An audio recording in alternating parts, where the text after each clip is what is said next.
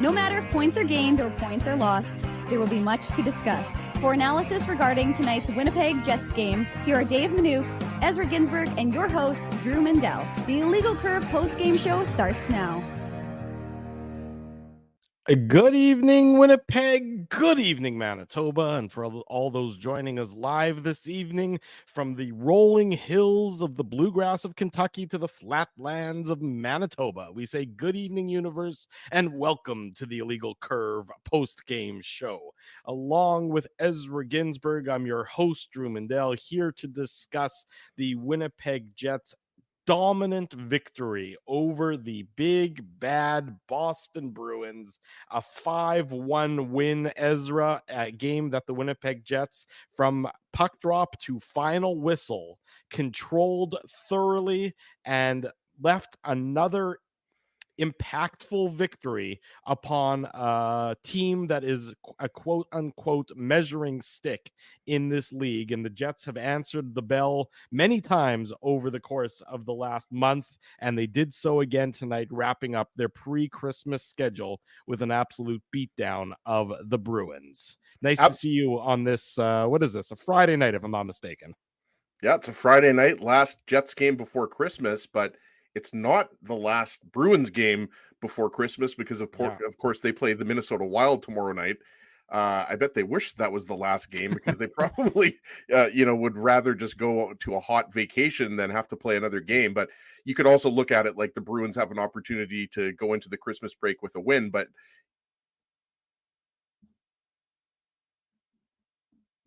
watching them beat the Avalanche not once but twice, and also that win against the Kings, I was kind of thinking in the couple minutes leading up to going live here, I was kind of thinking we're probably going to be talking about, was this the most impressive Jets win of the year? I still, for me, think that Jets win in LA over the Kings in the second game of a back-to-back at the end of the road trip, that was more impressive. I think that was the end of the road trip, or it was the third game of a 4-game road trip. It was the end of the road trip. Yeah, it was the second game of a back-to-back. I know that. All these games start to kind of, blend together, blend in together at this point near the holidays. But yeah, just really impressive. And obviously, these were two of the best defensive teams in the league. So, not surprising that it was almost scoreless after one period.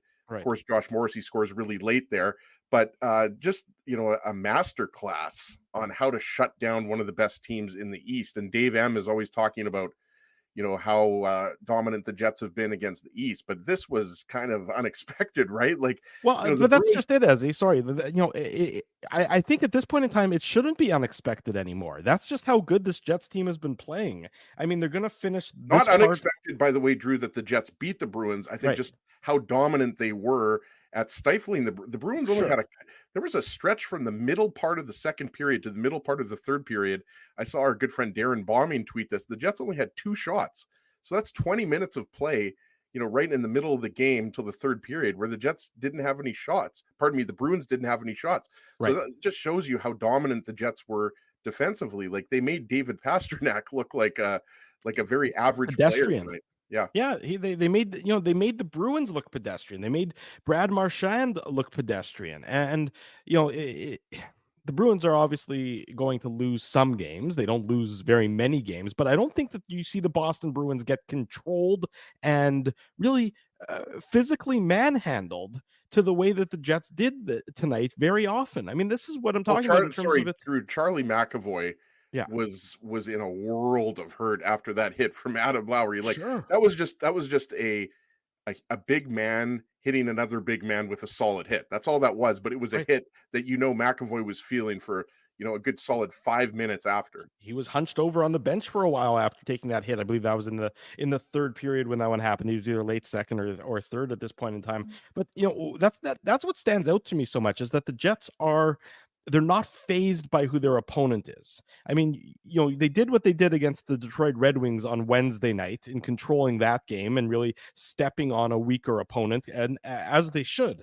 But to do what they did tonight against the Boston Bruins, a Boston Bruins team that is used to being the bully, they're used to being the ones who dictate the pace and dictate the flow of play. And yeah, that's, sometimes they're going to lose games because every team in this league loses games, but you don't see, you can count probably on one hand the number of times in the course of a year, at least in the past few years, where the Bruins have just been completely dominated and manhandled and controlled. And so the Bruins had no answer and they had no response. They couldn't penetrate the Winnipeg Jets defensive zone coverage. Everything was to the outside. I mean, they get their one goal, and we'll get into it on the Betway game recap coming up here in a little while. They get their one goal on what is absolutely a well, the game fluke. was long gone Yeah, after of course, that point. It's a meaningless goal, and it's a fluky goal. It's not like that's, the shot expectancy or the goal expectancy on that shot is very low. It happens to get a bad deflection and past Connor Hellebuck. But, really, I was watching, I had the privilege tonight of watching the NESN, the New England Sports Network broadcast of the game. I wasn't watching our friends at TSN 3 tonight. I was watching the NESN broadcast. And, throughout the course of the game, you could sort of see their tone change towards the Jets.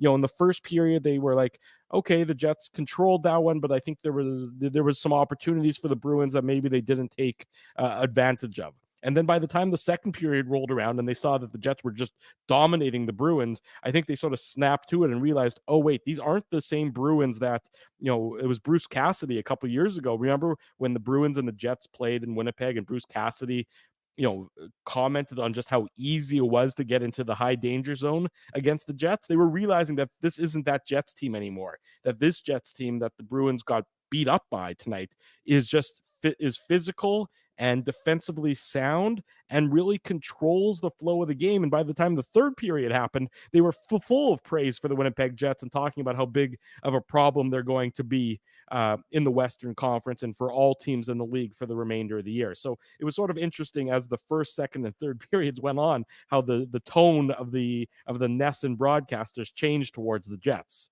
Yeah, and it's like you said earlier, right? Like, no one should be surprised, how the Jets played. Maybe, you're more surprised at how poorly the Bruins played at times. And you could look at it that, like, that was the Jets shutting them down. We just had the comment there. Not sure if you saw Biz Nasty also had a comment about, the Jets could possibly win the cup this year. Obviously, we're only a game 31 or 32 here. So, we're not going to get that far ahead of ourselves. But yeah, that style that the Jets are playing is reminiscent of 2018 when they had the ability to shut teams down. They had 4 good scoring lines, just like they have now. The Scheifele, Ehlers, Velarde line, like, they're just having fun out there. Like, they're just enjoying what they're doing. Like, they're just loving being professional hockey players. And it helps when you score every single night, right? But I mean, look, Nino Niederreiter was awesome tonight.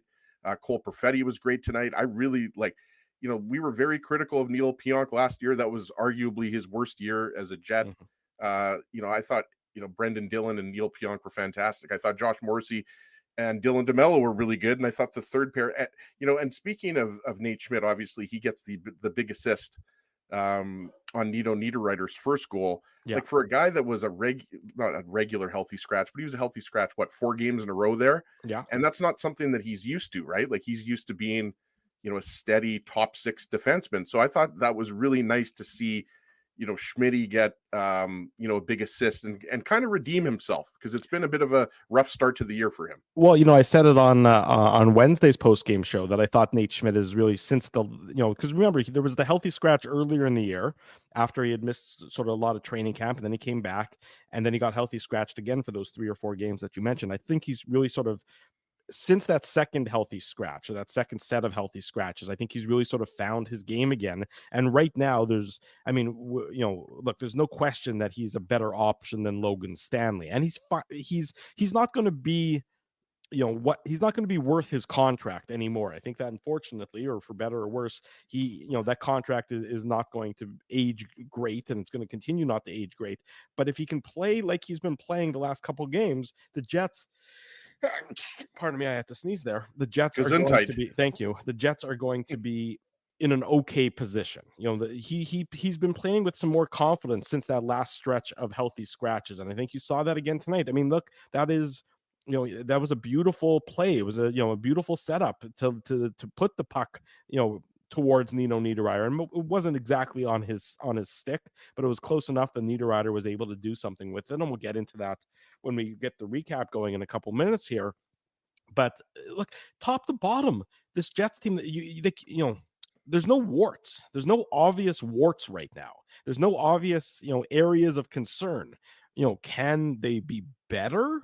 Yeah, because all people can be better, and can the team be improved upon? Yes, because all teams can be improved upon. But especially the special teams, well, right? Like sure. obviously tonight, what the power play was good, but I mean that's one area where you would say the Jets aren't, let's say a top 5 or even top Right. 10 team in the league.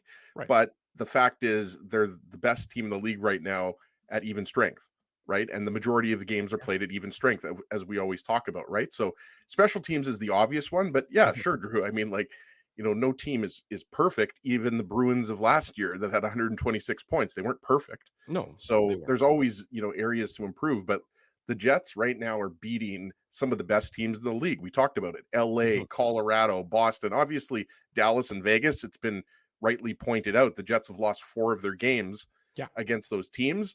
And, they haven't played every single good team in the league. But I mean, I think at this point, at the very least, you have to say that the Jets are an upper echelon team, arguably a top 5 team in the league, right? And they're really silencing a lot of critics of the Jets that thought maybe, we were going to see a similar kind of downfall that we saw last year. And that downfall did start around this time last year. Right. But we've talked about it. I mean, look, the Jets could go on a losing streak at any point. I mean, that could happen in any sport, but I just don't feel that we're going to see the type of collapse that we saw last year, just based on how different the makeup of this team is. How different it is, and the style of play that they demonstrate night in and night out, and how repeatable it is. It's not one-offs. It's not hope and pray that your goaltender makes 50 saves. This was, I mean, look, the shots on goal. I mean, they ended the game with the shots on goal being 33-25 in favor of the Jets, but that's misleading. I mean, how many of those shots for Boston came? I mean, I'll tell you exactly how many of them. They got 12 shots. So after 2 periods, after 40 minutes, the Bruins had 13 shots on goal. So, half the Bruins shots in this game came when the game was basically over, when the game was out of hand, when it's meaningless. I mean, and I know shots on goal aren't necessarily the most reflective stat, but when you can hold Boston to 13 shots on goal through 40 minutes, you're doing something. It speaks to just how difficult this Jets team has become to play against, how they are managing just to demoralize their opponents. And Boston, to me, looked like a demoralized team, Right. particularly in that, look, it's 3-0 after 40 minutes. So the Jets are playing great hockey, no question about it. But then to come out and for the Jets to make it 4-0 a minute 25 into the third period tells me that the Bruins just wanted nothing to do with that third period. They didn't have any pushback, and nor did they have any, attempt at any pushback. Meanwhile, the Jets start the third period by further stepping on their opponent's throat, like they did against Detroit. And that's the sign of a team that is playing with a tremendously high degree of confidence. Is that, like, we're not satisfied. It's 3-0 after 40. Yeah, we're in a good position. Yeah, we haven't given up, more than 3 goals in now 22 straight games, which ties the NHL record with the Tampa Bay Lightning from a few years back. But they weren't satisfied being up 3-0, and they decided to make it 4-0 just that quickly. That to me is a sign of just a team that is dialed in and exactly focused on point, that the Jets have been this month. Yeah, and we've got the comment up from T. Pauly, right? Like, they're just smothering teams. He talked about it on the forecheck, the speed. The Jets just didn't give the Bruins a lot of space for the majority of the night. And, it's hard for the Bruins whenever, some of the Bruins' talented players like David Pasternak, Brad Marchand, Charlie Coyle, Pavel Zacha, whoever, you want to pick, Jake DeBrusk. Like, it just seemed like every time the puck was on the stick, there was either a Jets defenseman who was there to knock it off their stick, or there was a forward coming back on the back check to take it away. Like, the Jets just played a smothering. That's why T. Conopoli, I love that word. We talked about it. I don't know if it was against Colorado or which game it was. We were kind of calling them the Killer Bees. And the style they're playing really does remind me a lot of that 2018 Vegas team.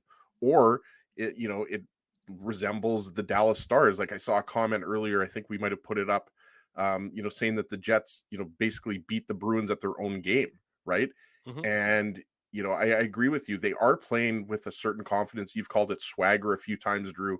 Yeah. I think they are playing with, something that we haven't seen in, at least, 3 or 4 years here. Like, 2018 is the barometer, right? Like everybody goes back to 2018 and you want to compare teams, right? I don't think it's fair to compare, teams from 5 years apart. But if you want to just compare the success, that team I think had 112 points, something like that, Sure. 114 points. Well, I don't know if this year's Jets team will get there, but I mean, I think they have a shot, getting close to 110 the way things are going. They're certainly not going to be, in the high 90s like a lot of people were predicting, myself included.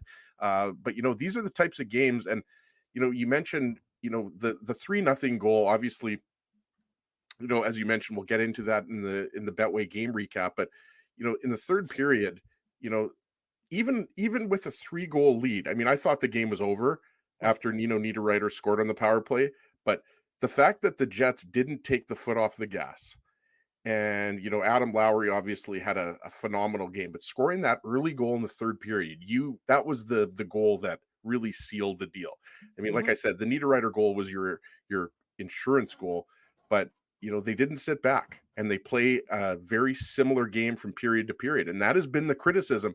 Look, we've talked about this so many times, Drew. The Jets scoring goals has never been the problem. They've had elite goaltending for a long time. They've had, pretty solid defense, maybe not as solid as, the group with Trouba, Myers, and Bufflin, and etc. From 2018. But, the problem with the Jets was the inconsistency. And it's a cliche word, but it was game to game, period to period. Sometimes the Jets would look great. Sometimes they wouldn't look that good. And they've had, some poor periods and some poor games. I mean, the game against Montreal, let's not forget, that was the only game. That's the only thing that prevented this from being a perfect 4-0 homestand, right? So I think what you're seeing is just a tenacious Jets team that is all on the same page, playing very well in their structure, playing very well defensively, and they're beating really good teams. The cream of the crop when you're talking about the Avalanche and the Bruins. Like, when you hear about which teams are the the elite, that's who you hear about, in addition to the Stars and the Golden Knights, who we talked about. Those are the only teams really that the good teams the Jets haven't beat this year. You're absolutely right, and so they know who the teams are that they haven't won against, and they'll get their opportunities against those teams when the schedule allows for it. But in the meantime, they're beating all these other really good teams and sort of affirming themselves, or reminding everybody, or really saying to the entire hockey world, "Hey, look over here! This isn't a fluke. We're not the Jets that have left a lot to be desired for the last number of years. We're a dominant team, and you should be talking more about us and putting more respect on our name." And that's what you're going to see, I think, over the next week or so. In Toronto's defense, I mean, they're still trying to figure out how they let in 9 goals yesterday. They're still trying to figure out, Ilya Samsonov's psychology, because I don't know if I'm the only person, but I'm starting to see a Brizgalov type of thing happening with Samsonov. I don't know what's like. I don't know. I know this isn't Leafs lunch, but no, I'm obviously joking. But I do think, to your point, Drew, people around the NHL, look, Biz Nasty is talking about the Jets, so obviously they're doing something right.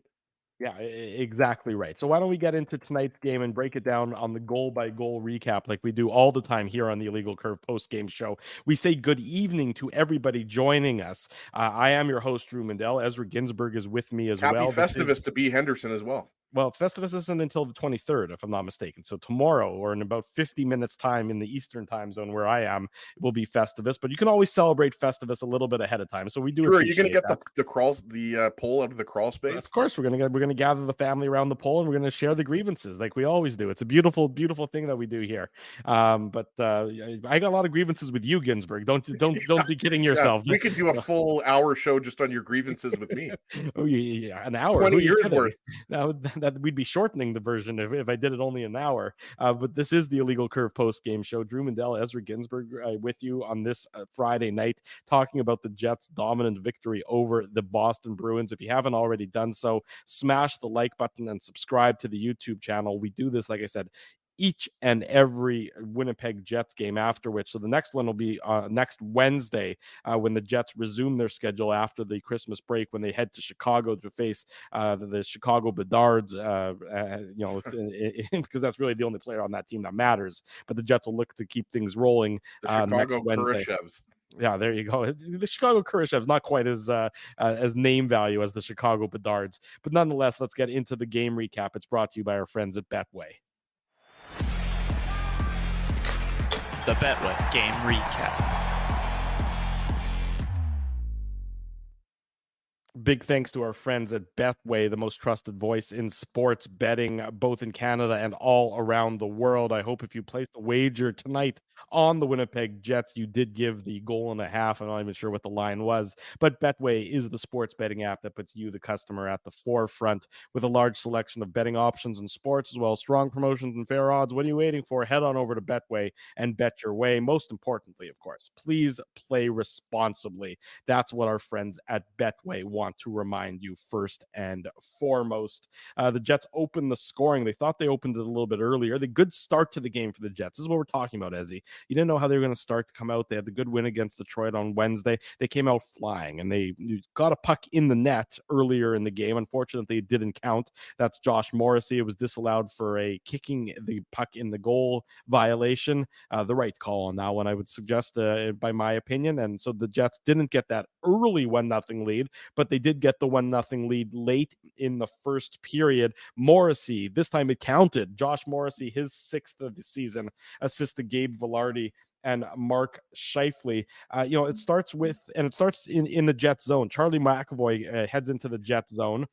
A bit of a dangerous looking rush, and he feeds the pass across, but it was like a waist high pass. It wasn't on the ice or anything, so it ricochets around the boards, rings around the boards, and Scheifele picks it up, and it's a 2-on-1 for the Jets. Scheifele and then to Vilardi is stopped, but Josh Morrissey is the trailer on the play, and he gathers up some of the garbage and he deposits the rebound past Jeremy Swayman, and the Jets have the 1-0 lead with hang on, let me look at my second screen here, which is my cell phone, with 8 seconds to go in the first period. So important for the Jets again to get a late goal to make them feel good after 20 minutes. Yeah, absolutely. And you mentioned, Marchand drops the pass to Charlie McAvoy, and that pass that you mentioned is in the air. It's just, to me, that was just like watching that live. It was just like, what is McAvoy doing? Because he's deep, and now it was almost a 3-on-1. Right. And what I love about this goal is Scheifele waits to the exact perfect second. I think who was the other defenseman there, Drew, with McAvoy? Who's his partner? Is it Lohrei? I didn't really know a lot about the Bruins were a little bit banged up on the back end. They were without Matt Grizzlechick in tonight's game, and they've been without Derek Forbert for a while. So it's not a who's who of defenders. It is Mason Lohrei is McAvoy's partner. You're right about that. Yeah, sorry, it was actually that's his partner, but it was Lindholm that was the defenseman back on the 2-on-1, right? So it was Scheifele and Vilardi. So Lindholm is back covering on the 2-on-1, and Scheifele just waits. And I like how he just waited that extra kind of second, put it on Vilardi's stick, and obviously Vilardi puts it on net, and kind of Swayman is turned around there, and Morrissey just comes in and buries the garbage. But I loved Scheifele's patience there. Loved that Vilardi put the puck on net. But yeah, it all started off with just a ill-timed pass by Charlie McAvoy, because he puts himself completely out of the play. Right. And the Jets, again, great transition, and they were, very good off of the rush today, pushing, got to be careful with what I say there, pushing the Boston Bruins defenseman back. But yeah, really like Scheifele's patience there. And obviously, Josh Morrissey makes up for the disallowed goal from earlier, as you mentioned. Yeah, he's got to have more puck awareness, McAvoy, in that instance. You can't miss wide on that play, because as soon as you miss wide, it's coming right back outside. So, I mean, you have to get that puck at the very least on net, or in a position where it's not just going to ring around the boards. And the Jets take full advantage of that. And, to get a goal with 8 seconds to go in a period that you've largely controlled, and the Bruins would probably have been happy to leave that first period only, tied 0-0, as the Jets controlled the bulk of that first period. They had 68% of possession in that first period. They had 6-3, the high danger chances in that period. And then the Jets, so Boston's about 8 seconds away from getting out of it without having to without being down anything. And instead, the Jets get the 1-0 lead. So that's certainly a boon for the Winnipeg Jets, and that's where they're at after 20 minutes. The second period starts and both teams take, relatively early penalties, and the special teams, of course, have been a topic of conversation. Neil Pionk takes a tripping penalty with 3 minutes and 16 seconds into the second period. And then Parker Witherspoon takes a holding penalty at the 7:49 mark of the second period. And really nothing happened for either team on their special teams on these instances. Neither team really did much with their power play opportunities.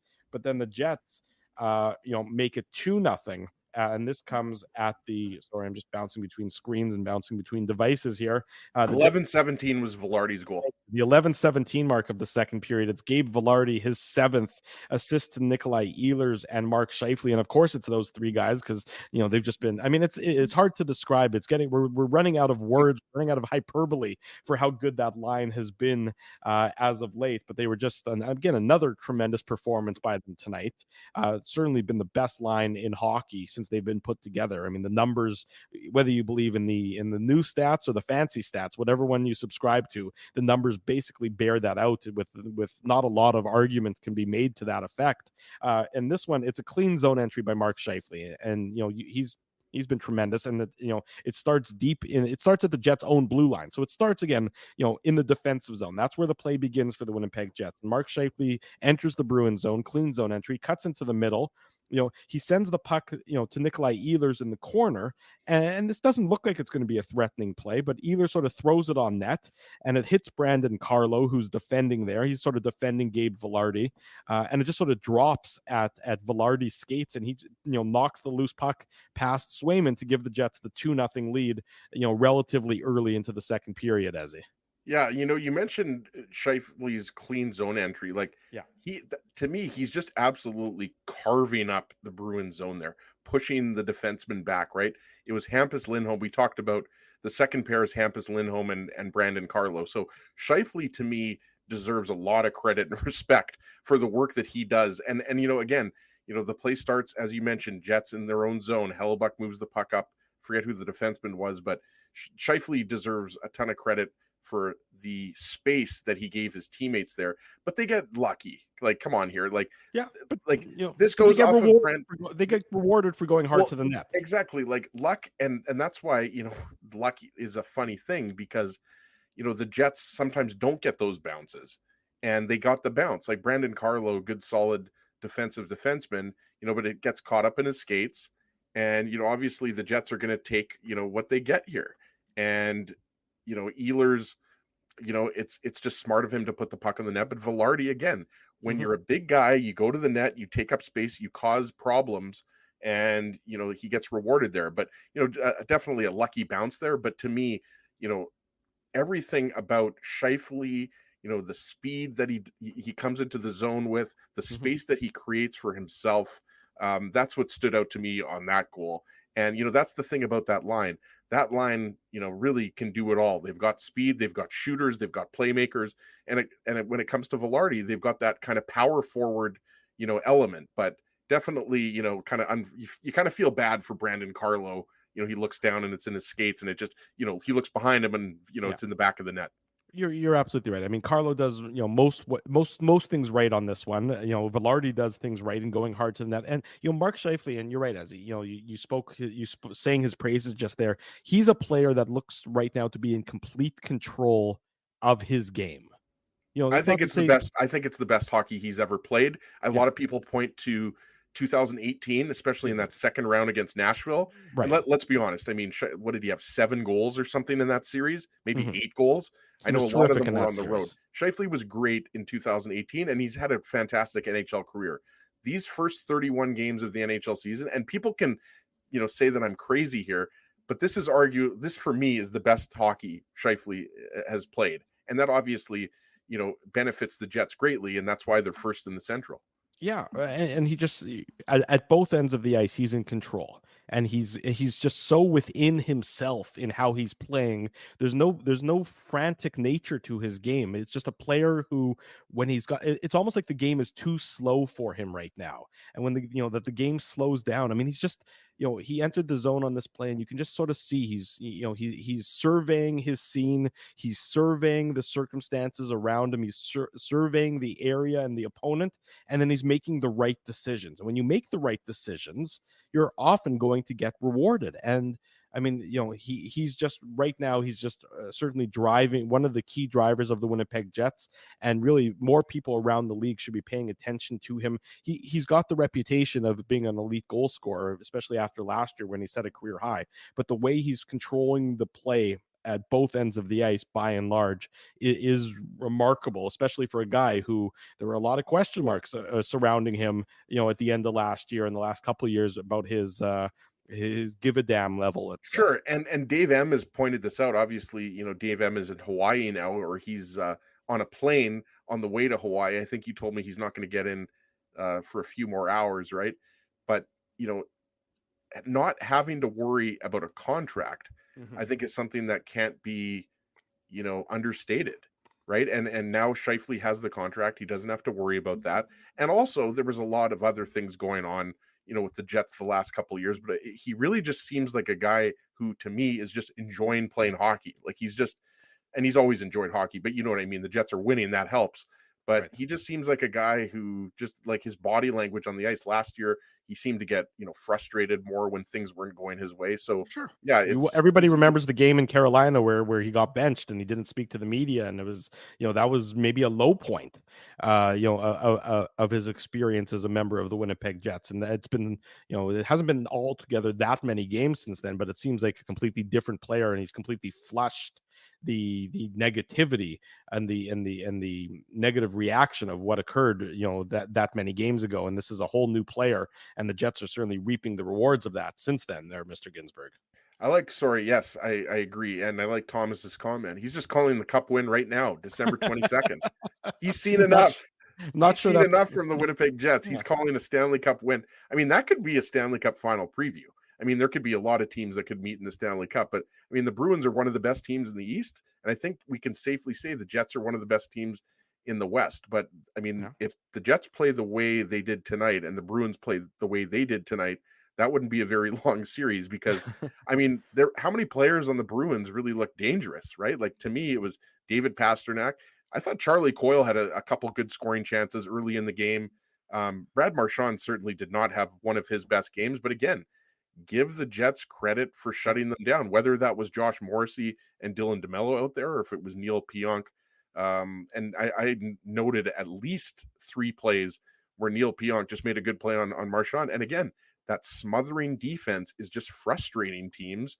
And that's why the Jets are second in the NHL in goals against. Yeah. Well, entering tonight's game, the Bruins, the Jets had given up 45 goals at 5-on-5, and the Bruins had given up 46. So you look at those numbers tonight. Now the gap has even increased. The Jets have given up I guess it's 46 goals at 5-on-5 now, and the Bruins have given up 49 after tonight's game. I mean, the Jets. I mean, again, it's hard for us to really wrap our brains around this. And I know we've talked about this and maybe a little bit ad nauseum, but this is a Jets team that gave up 5-on-5 goals by the dozen. It didn't take a lot for the Jets to give up 5-on-5 goals, and they've given up a grand total of 32. Pardon me. They've given up a grand total of 46 5-on-5 goals in 32 games. I mean, you win a hell of a lot of hockey games when you give up less than 2 5-on-5 goals a game. It's that it's sustainable, right? Like, last year was not sustainable. The last 3 years have not been sustainable. They were way too reliant on Connor Hellebuck, and that is not the case at all this year. Like, it just isn't. The Jets are winning games because, look, the Jets outplayed the Bruins, period. Yeah. Post-game show's over, right? Like, that's all we have to say, right? Like, the Jets were just the better team. They outskated the Bruins. They were better on special teams. They were the more physical team. They dictated the pace of play. Like, anything that you want to say here, the Jets were better than the Bruins tonight. I'm not saying that, if they played again tomorrow or 2 days from now or a week from now, I'm not saying that the Bruins can't beat the Jets. That's not at all what I'm saying. But the Jets, they didn't win this game on the back of Connor Hellebuck's goaltending. They won this game because they were the better team. Look, the Jets used to give up 13 shots in 10 minutes. on a regular basis. They gave up 13 shots to the Bruins in 40 minutes in tonight's game. And so, yeah, it was pretty easy for Connor Hellebuck in tonight's game. He made the saves he needed to make, but much like, the last number of games, there haven't been that many grade A opportunities against that he's had to stand on his head about. So it's 2-0 for the Jets at this point in time.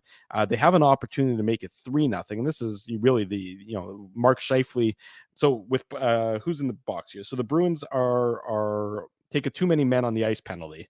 They, after they were sort of had the puck in the Jets zone and had an opportunity to maybe have some zone time, they somehow screw it up and they take a too many men on the ice penalty. Just before we get into the penalty shot, Drew, can we agree that was like maybe the worst line change we've ever seen? Like the one that led to the too many. I think it was Danton Heinen. They had like 7 guys on the ice for a while there. But it was Danton Heinen, and there were like 3 Jets back, and he's like looking around, and there's nobody there, and then like 7 Bruins step on the ice. Like it was just a horrible line change. To get that in there. It certainly was a bad line change, which led to the Jets getting a power play for too many men on the ice, and they set up in the Bruin zone, and they had some good zone time, better zone time than the first penalty, and then it ends up with Parker Witherspoon, rather than just sort of knocking the puck out of the crease, he catches it and throws the puck. Well, that's a penalty shot because it happens in the crease. So Mark Scheifele takes the penalty shot for the Jets. Instead of it being a 5-on-3, this ended up being with a penalty shot. And Mark Scheifele gets stopped by Jeremy Swayman. Okay, you're thinking, maybe nice save by Swayman. By the way, Drew, someone earlier was asking if that would have been a power play goal, the penalty shot goal. I don't think it would be. Well, I mean, I'd have to check, but I don't think a penalty shot goal would be considered a power play goal. I could be wrong. Chat, prove me wrong. Well, it's interesting. Do we have any officials watching? We have almost 500 people. By the way, we should have more likes. We have almost 500 people watching live here on a Friday night. Hello to everybody that's joining us here for the Jets Bruins postgame show. Do we have any officials in the chat? Because a Hockey Manitoba official might know the answer to that question. Well, here's what I'm going to tell you. So I'm looking at the game summary, which you can get on NHL.com. And, so they list anytime there's a penalty shot, they list it on the game summary, whether or not it's a goal or not.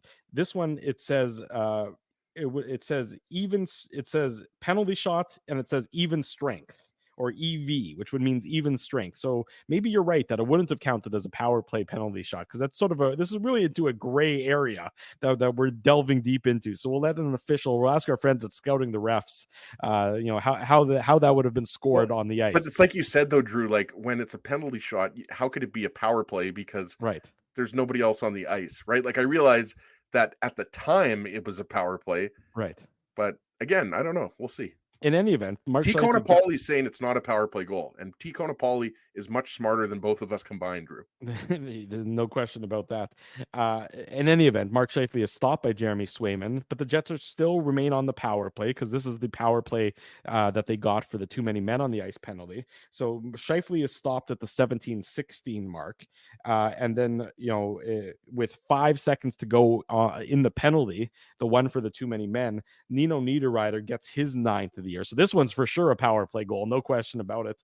Nino Niederreiter, his 9th of the year, assist to Nate Schmidt and Neil Pionk, and we sang the praises of Nate Schmidt earlier during the post-game show. This is a nice play by him. So this is the second power play unit on the ice, and he's got the puck towards the top of the blue line, but a little bit inside the blue line, and he sort of pump fakes. He looks like he's going to tee it up. Instead, he gives himself a little more time, a little more space, and he opens up some gaps for the Jets, and he is able to find Niederreiter with the pass, and it's a bit into Niederreiter's skates, but he's got so much time and space there, Niederreiter does, nobody's near him, that he's able to gather the puck up and just tuck it behind Jeremy Swayman into the wide open net. And you could see how the pump fake by Nate Schmidt really created that gap and how it opened up that lane for the Jets, and as a result they get the power play goal. This with 2 minutes and 19 seconds to go in the second period, and it's a 3-0 lead for the Winnipeg Jets, Ezzy. Yeah, I think Dave Manouk might have popped into the post-game show. I'm not sure what's going on here.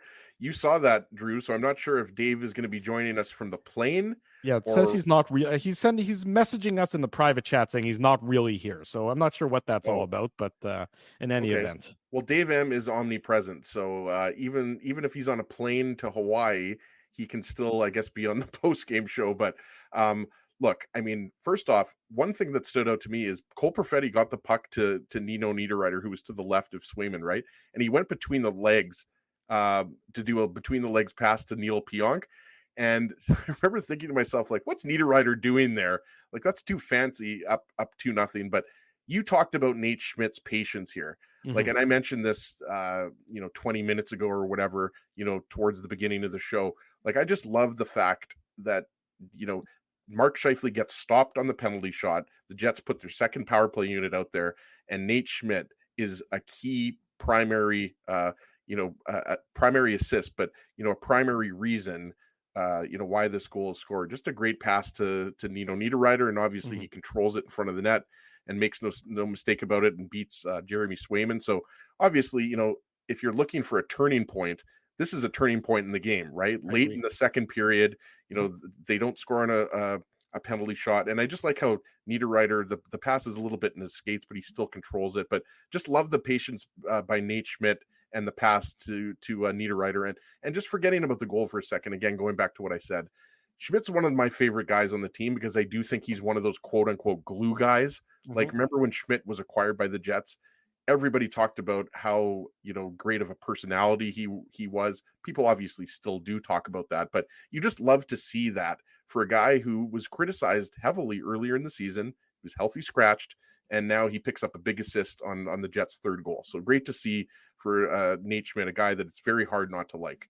Yeah, exactly right. He certainly keeps things loose in a dressing room that has often been considered to be, maybe too tight. Probably not this year. The Jets, winning is the best deodorant, as the old expression goes, and the Jets are certainly doing more than their share of winning. 3-0 after 40 minutes. I use Axe spray. Jets. That's good to know. I'm thrilled that you're a teenage boy. Naomi doesn't like it.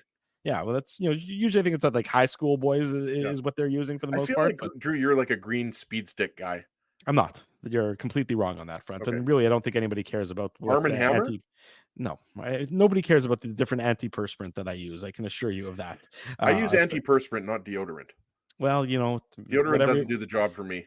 Whatever works for you, my friend. We're going to leave it at. We'll leave it at that on that one. So 3-0 for the Jets after 40 minutes. Certainly a demoralizing goal for the Bruins to give up after they make the save on the penalty shot.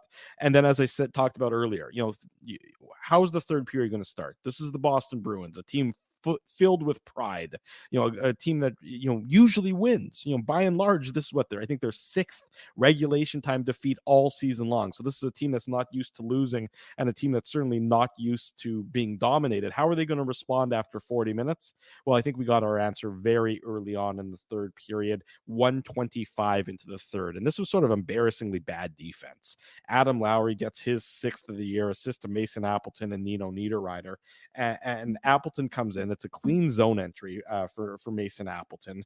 And he's just, he comes in and he takes a shot on Swayman and he gets his own rebound. So obviously things have gone poorly for the Bruins defensively on this one already. He gets his own rebound and he just feeds it to Adam Lowry, who's standing just next to the blue paint. And he's got, I wrote it down, the defensemen, Kevin Shattenkirk and Charlie McAvoy are just standing on the wrong side of him. And it's like they had no interest in getting into a body battle with Adam Lowry. They both just sort of are passive beyond belief on this one. And Appleton's like, okay, here you go, Adam, and just sort of slides it over to Adam Lowry, who tucks it into the wide open net. I mean, McAvoy and Shattenkirk played that one like two guys who had no interest in playing defense on that play. Absolutely. That was just the Jets' third line outworking the Bruins defensemen, right? Like, that's all that was. And it was, again, a quick transition out of the Jet zone. And obviously Mason Appleton, makes a nice play. And, Swayman kicks out a juicy rebound back to Appleton. But you're right. I mean, look, Adam Lowry's a big man. We know that. He's hard to move off the puck. But the Bruins, just their positioning's not right to make a play on Lowry. So you're right. It was an easy goal. So a combination of Swayman giving up a juicy rebound to Appleton, and then Lowry just out muscling the Bruins defenseman, right? Like that's all that was. That is a blue collar goal. That's what that is. That's all that is. And again, the Niederreiter goal to make it 3-0, for me, that was the end of the game. Like, the way the Jets play defensively, we know Hellebuck rarely allows more than a couple of goals. So, you're down 4-0 at that point. It just got embarrassing for the Bruins. But again, the Jets have been rewarded, not just this game, but against the Avalanche and their 2 wins, and against the Kings. Like, they're getting rewarded for playing the right way. And you hear coaches talk about that all the time, but they've been playing such structured, solid defensive hockey, that they're starting to get rewarded. And yeah, the Bruins at that point, they just look like a defeated group. There just was no pushback in that third period. Obviously, they got the 1 goal, but that 1 goal was, as meaningless as they get. Yeah, look, you talk about how well Connor Hellebuck's been playing and how well the Jets have been playing. Look, Connor Hellebuck, 1, 2, 3, 4, 7 games in the month of December. Goals against average of 2 and a save percentage of .931.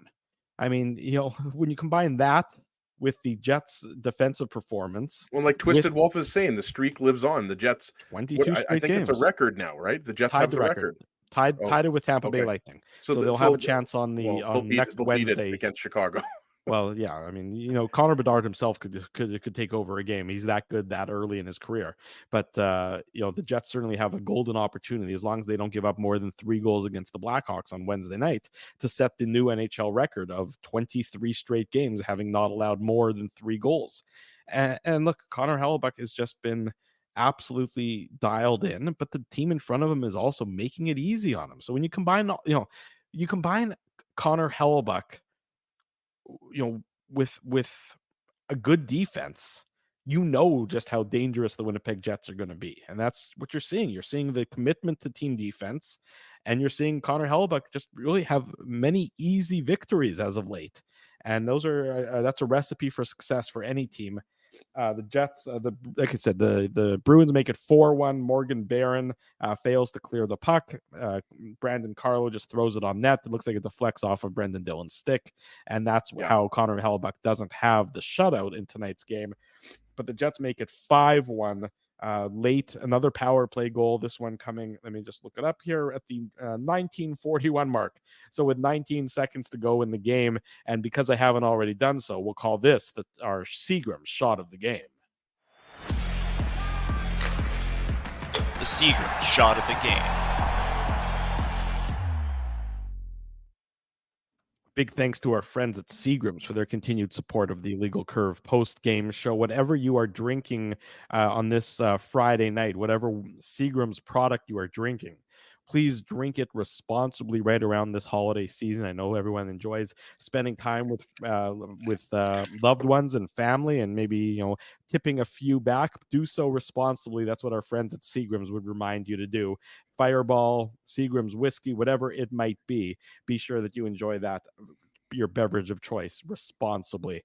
It's Niederreiter. He gets his 10th of the season, his second of the game, assist to Cole Perfetti. It's a power play goal. The Bruins just don't cover him. He's just in the slot. He's all alone. Perfetti slides the puck over to him, and Niederreiter on and off his stick real quick. And it's just really the icing on the cake, the cherry on top of the ice cream sundae, whatever dessert-related analogy you want to use. It makes it 5-1. Keep talking about those desserts, Drew. You're getting me excited. Well, you know what, as everyone knows, I'm in Kentucky broadcasting tonight. We're here for the holidays, and my wife and I took the kids out, and we went to a reindeer farm earlier. I spent most of the day there in Western Kentucky, and I came home, and there's a pecan pie sitting on the counter over there.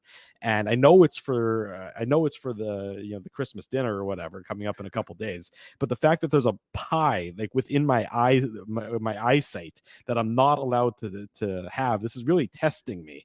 I feel like this is some sort of biblical test. Like, is it on a ledge? Like, is it elevated? As well, yeah, it's on the counter, so it's not cooling on a windowsill where a hobo is going to come by with his spindle and steal the pie.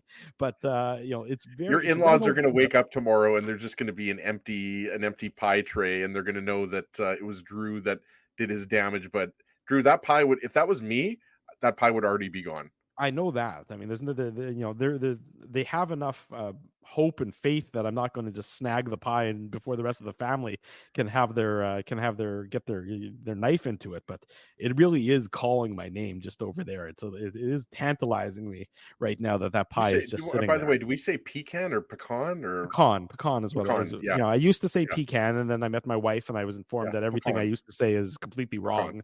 Yeah. So pecan pie is the proper pronunciation, but it is. We have to class it up here, right? Like we have to say it, give it its proper French sounding name, right? Pecan. I'm not sure it's French at all. I think it's more Southern than anything, but it's all a matter of opinion. Do you know, where do you put the emphasis on the right syllable? You know, it's a matter of opinion.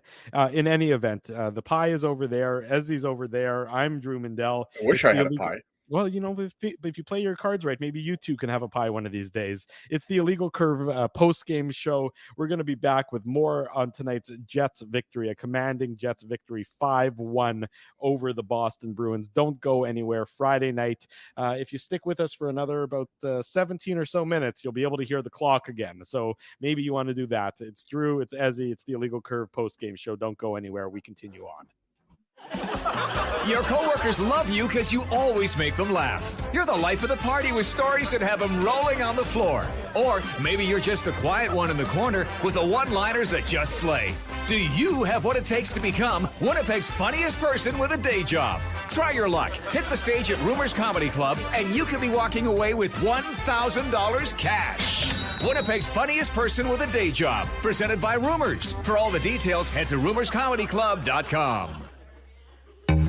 So you're a pizza person, you married a wing person, but somehow your kids are salad people. You can't pick your fam, but you can pick your BP meal deal, starting from $18.99 for takeout or delivery at bostonpizza.com. The game can change just like that. Accidents happen when you aren't protected. So now what? Getting to your injury quickly can make all the difference. Help prevent them from being game changers with Linden Market Dental Center. Bonding, crowns, bridges, and dental implants. State-of-the-art treatments are available to help you get back in the game.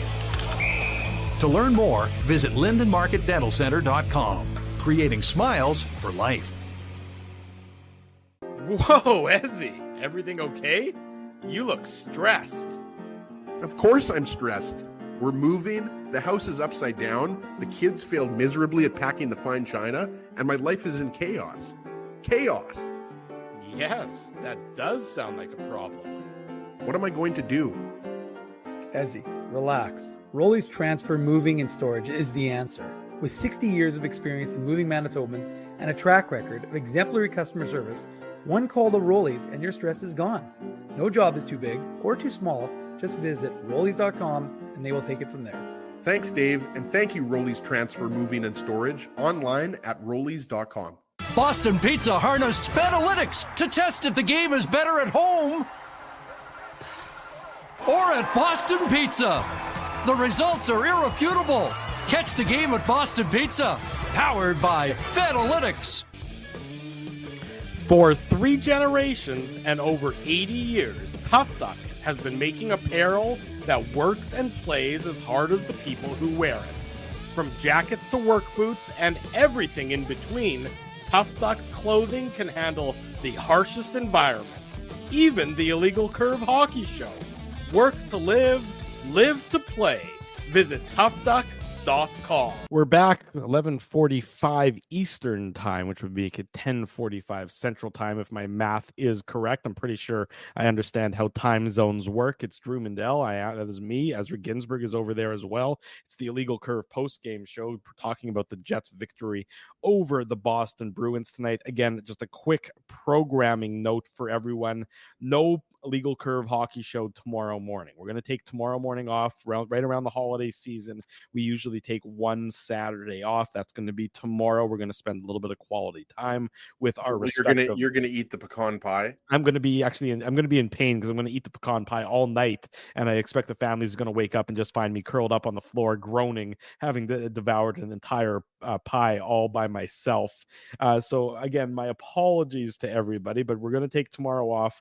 That said, illegalcurve.com will still be updated as it always is. So that is still your destination for any Winnipeg Jets news, any Manitoba Moose news and audio. We'll be back Wednesday for sure, though, with the post-game show after the Jets and the Chicago Blackhawks. That's a late game, a bit later than normal, 8 o'clock Central, 9 o'clock Eastern for that on Wednesday night, which will make the post-game show about 10:45 Central Time for all those joining us in good old Winnipeg. Connor Hellebuyck with a .960 save percentage tonight. That's pretty good. Josh Morrissey played 24 minutes and 40 seconds tonight, and he's just been dominant as of late. As he's just being Josh Morrissey, right? Like he's just great every single game. There's no other way you could explain it, right? Like, and tonight was maybe a little bit more of a quiet game, even though he scored the goal. But I think the biggest difference for me when you're talking about defensemen like Josh Morrissey or Neil Pionk, I think their defensive metrics are what are the most impressive. And Morrissey and DeMello have been a great pair for a while now. But yeah, Morrissey's just playing, mid-20s and making it look easy out there. Yeah, exactly right. He's just making things that easy for the Winnipeg Jets and for his teammates, and that's he's just it's sort of it's what we expect from him at this point in time. Here's Josh Morrissey, this courtesy of our friend Murat Atesh of The Athletic, talking about the quote unquote measuring stick that has been the subject of conversation for the last number of big wins that the Jets have had. That game against the Kings, a couple games against the Avs, tonight against Boston. Here's Josh Morrissey. Quote, obviously the type of team they have, they being the Bruins, the start they're off to, what they've done not just in the last few years, but the type of team they have over there that's been built in their DNA for a long time. Every time you play against them, it's going to be a tough battle. We were ready to go right from the drop of the puck. Measuring stick games in December, I don't really believe in, but I felt we knew and respected the type of opponent we had.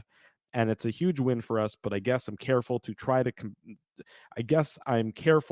compare against the team in December, meaning don't count your chickens before they hatch. Don't get too far ahead of yourself. It's still December. The measuring stick games really happen in April and May and June, but the Jets are, they're going about their business the right way. They're going about they're ready to play for the most part at the drop of the puck, and they might not necessarily be as in control of the game as they were for the first 10 minutes of tonight's game, because they really were flying from the start of the game. I would say the only part of the game where the Bruins were the better team was the first maybe 5 to 7, 8 minutes of the second period. Yeah. But aside from that, I would say that, the Jets were the better team for, let's say 50 minutes out of the 60 minutes, right? Like there were some parts of the game where, it was a little more even, but we talked about it. I mean, the game really turned, late in the second period when the Bruins took the too many men on the ice penalty. The Jets almost scored on the power play penalty shot, whatever we're calling it. And then Niederreiter made it 3-0. But, the Jets were rewarded for how they were playing. And, they just weren't giving the Bruins, a lot. We talked about it between the middle part of the second period and the middle part of the third period that the Bruins only had 2 or 3 shots. So yes, they're not going to award the Stanley Cup, but this is the way you want to go into the Christmas break, beating one of the best teams in the league. That's just it. I mean, were the Jets going to be, too soon? Were they going to be looking ahead to the Christmas break too soon? Or they were going to be able to keep their focus tonight? And we certainly saw the answer to the game, and that they kept their focus firmly where it needed to be in a dominant victory over the Boston Bruins. A lot of national media, both in north of the border and south of the border, paid attention to tonight's game and really are noticing the Winnipeg Jets. You mentioned Paul Bissonnette's comments, the way the Jets are playing, that they could be a Stanley Cup contender, just grinding you down. And that's really the MO for this Winnipeg Jets team, is to is just to be so physical and tough to play against, while at the same time, they're scoring this many goals. I think it's now 4. They're averaging 4 goals a game without Kyle Connor in their lineup. I mean, it's something I don't even think we've mentioned Kyle Connor's name. I know people you haven't had to in the chat have been talking about Connor, but that's absolutely right. If the Jets had lost, another game or a couple more games, if they had gone 1-3 on this homestand as opposed to 3-1, obviously that would be part of the narrative, right? Well, they're without Kyle Connor. But you're right. I mean, that's the thing. We talked about it at Farmery Brewery when we were doing the show there on Saturday morning. We talked about, Scheifele, Velarde, Ehlers, and how it's going to be tough to break up that line, right? Like we've all seen the numbers, like the expected goals against, like that line is dominant at 5-on-5. Now, when Connor comes back, he'll go to the top line. I mean, that'll just happen. But the problem is then you're breaking up a really, like, Scheifele, Velarde, Ehlers is one of the best lines in hockey right now. So yes, the Jets are succeeding and flourishing without one of the best goal scorers in the league. And you have to, tip your hat to that. Well, and what's most impressive again about what Scheifele and Velarde and Ehlers are doing is that they're not doing it against weak opponents. They're not doing it against other teams' fourth lines. They're matching up usually against other teams' top lines and just controlling the play. Again, Brad Marchand, David Pasternak, they don't get controlled like they did tonight on a regular basis. This was not something that you usually see. And I thought you saw some frustration from both of those players. I mean, anytime they had the puck on their stick, and they're always going to have the puck on their stick, the Jets did such a good job of getting sticks in the lanes or keeping it to the outside and preventing Boston from really getting their, and Boston's not a dominant team offensively. They don't score a ton. I think coming into tonight's game, they were 20th in terms of goals for in the NHL. They don't give up a lot. They gave up an unusual amount tonight, but they usually don't give up a lot, but they don't score a ton either. And when you can neutralize Marchand and Pasternak, you're going to win the game, but usually you can't neutralize those Drew, guys. Pasternak had one shot in 17 minutes of ice time. Sorry, It was, to be exact, it was 17 minutes and 43 seconds. He had one shot. And the craziest thing is, I think a lot of people forget Pasternak had 113 points. Yeah. Last year. 113 points. So Pasternak, I mean, obviously, he's not Connor McDavid, who had 153 points, but Pasternak is a top 10 offensive forward in the league, maybe even top 5. Right. And the Jets made him look very average tonight. So again, you're right. I mean, and again, these are the things that, hockey coaches always talk about, how you're successful is by taking time and space away, getting sticks in the lane, being hard to play against. And that's the other thing too. All the forwards the Jets have brought in, whether it's Gabe Velarde, Alex Iafallo, Vlad Nemesnikov, Nino Niederreiter, Axel Janssen-Fjällby, who they got off the waiver wire. Yeah. Like they found, and he had a scoring chance tonight as well. Yeah, but they're just these are, not only are they hard to play against, they're just good, solid, all-around hockey players, right? They're not superstar hockey players. They're just really good hockey players. And Niederreiter and Velarde, they have found their stride, especially Velarde on that top line. Niederreiter's been good all year long. And I mean, that's why he was rewarded with the 3-year contract, right? The Jets were like, you want to stay in Winnipeg? Yeah, we'll give you $4 million a year to stay in Winnipeg. We love you, Nino. And then Velarde, after the injury, took him 3 or 4 games to get going. But right now, I mean, he's looking like an 11th overall pick, isn't he? He just looks like he's so comfortable right now playing as a member of the Winnipeg Jets and playing with Mark Scheifele and Nikolai Ehlers. It's nice to see a guy just sort of growing into his role and growing into his pedigree. And that's what I think you're seeing from Gabe Velarde as of late, since he's been elevated to that top line.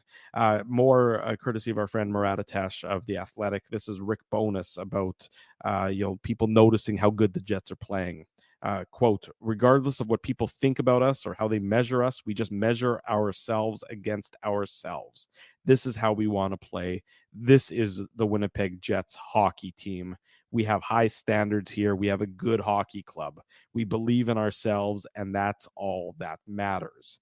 And, that's the Jets head coach basically saying, look, shut out all the noise, ignore all the, Nick Saban. I'm a big college football fan, as you all know. Nick Saban says, to remind his players, don't drink the poison.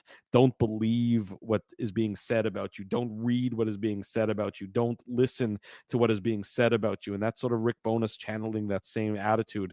Shut out all the distractions. Shut out anybody that's not within these walls, within this dressing room. Focus on what you need to do. To quote Bill Belichick, do your job and good things are going to happen. And the Winnipeg Jets are, as long as they continue to do their job like they've been doing it as of late, good things are going to continue to happen for them. And that's Rick Bowness saying the same thing right there, Ezzy. Yeah, absolutely. And, we did talk about how there's a lot of hockey to be played. There's still 50 games to Right. be played. But I think, going into the break and kind of they've erased, the stench of the loss to Montreal and the loss to San Jose with wins over Colorado and Boston on this homestand, right? And, when you look at, some of the circumstances the Jets have had to deal with, whether that's Velarde's injury at the beginning of the season or Rick Bowness having to step aside because of his wife's health and Scott Arniel taking over. Now you're dealing with the Kyle Connor injury. But the Jets, all they keep doing is winning, right? And so again, we've covered this team for 13 years since they came back in 2011. So we've seen a lot of stuff. So we're, I think, maybe less naive than we used to be. But I think you just have to sometimes call it like you see it. And the Jets are just playing really good hockey right now, to simplify it. They're just playing really good hockey. And it's great to see. And I'm really happy for Jets fans. A lot of people, I imagine most people in the chat are Jets fans. This is your time to enjoy this, right? There was a lot of negativity in the summer. Let's not forget how much negativity there was with, not only the Pierre-Luc Dubois trade, but, the Wheeler buyout, and then the uncertainty. We thought maybe Scheifele or Hellebuck were going to be traded back in July. Absolutely. So, that obviously didn't happen. And, there was a lot of unknowns going into the season with the addition of new players. But now the Jets are first place in the Central at the Christmas break. And they've beat Colorado and they've beat LA and they've beat Boston now. So I think Jets fans, can sit back tomorrow and enjoy their turkey dinner knowing that the Jets have earned their spot in the Central Division. Absolutely right. Well said. We'll wrap up tonight's post-game show with the Tough Duck hardest hitting comment. Let's get to that. The Tough Duck hardest hitting comment.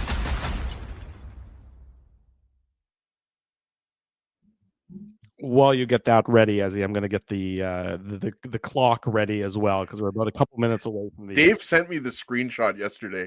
I like how you get that Shure microphone right near the grandfather clock so everybody can hear it. Lots of good comments in the chat tonight. We've got 488 people watching live. We had over 500 people watching live.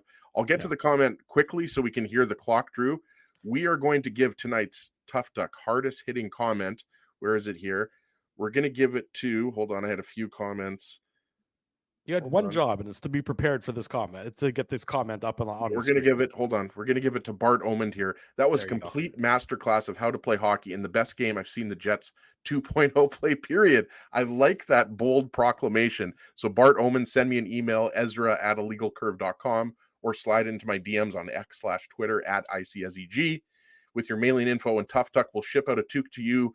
You're not going to get it before Christmas, but you'll get it after Christmas. What's the weather like at home? It's unseasonably warm here. Nice. It's nice. Okay. Yeah, I feel like it was like around -5 today. Yeah, it was snowing a little bit. It was foggy out in the morning. But Drew, more importantly, when is that clock going to ring? Any minute now. Any chime. Is that what you call it? Is that what you say?